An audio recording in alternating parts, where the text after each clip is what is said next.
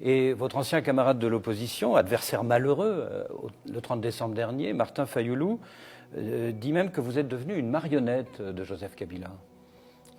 Bon, vous savez, en politique, lorsque vous avez un certain statut, et c'est le cas avec moi, je suis le président de la République, je dois accepter les bons points comme les mauvais points. Monsieur Fayoulou a le droit de s'exprimer à partir du moment où il ne diffame pas.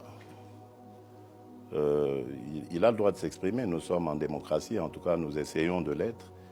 Moi je ne pense pas que je suis une marionnette. J'ai privilégié, et ça il faut le dire, la stabilité de l'État. Nous sommes dans une alternance qui s'est historiquement bien déroulée. Je crois qu'il faut préserver la paix et la stabilité du pays.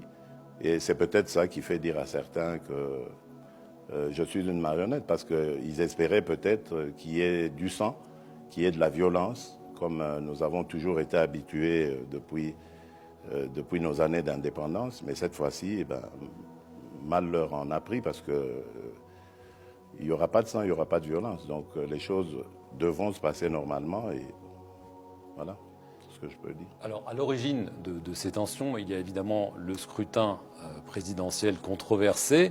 Alors certes, la Cour constitutionnelle vous a proclamé vainqueur, mais la conférence épiscopale, la CENCO, forte de ses 40 000 observateurs, ainsi que des données attribuées à la commission électorale elle-même, ont donné Martin Fayoulou largement vainqueur.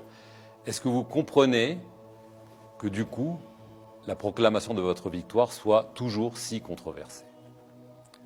Je ne le comprends pas, d'abord parce que ce que vous dites de la CENCO n'est pas vrai. La CENCO n'a jamais démontré ce qu'elle a avancé. Il y a eu prétendument, il y a eu prétendument, il faudrait lui poser la question, il y a eu prétendument 44 000 observateurs de la CENCO, ce qui n'est pas vrai, puisque la CENI n'en a accrédité que 17 000. Et le jour même du scrutin, il y en avait 5 000 qui avaient été, un peu plus de 5 000, qui avaient été répertoriés sur l'ensemble du territoire. Donc ça veut dire que les chiffres que la CENCO donne, ou si elle les a réellement donnés, sont sujettes à caution.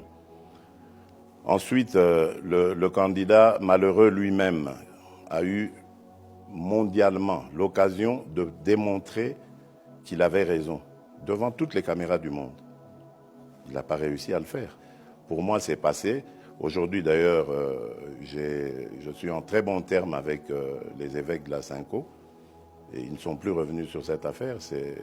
Regardons devant, c'est le Congo qui m'importe, et plus rien d'autre. Comment expliquez-vous tout de même, Monsieur le Président, que les procès-verbaux de vote du 30 décembre n'aient jamais été publiés par la Commission électorale, alors que c'est pourtant la loi qui le stipule. Ça, il faut demander à la CENI.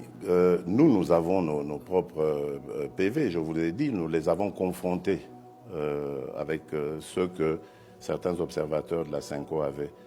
Donc, nous, en tout cas, nous avions nos chiffres, nous étions prêts à aller partout, et nous avons été à la Cour constitutionnelle avec ces chiffres-là. Nous avions attendu le contraire, il n'y a pas eu. Maintenant, la CENI, c'est aussi une institution à part. Moi, je ne peux pas répondre des faits de la CENI. En tout cas...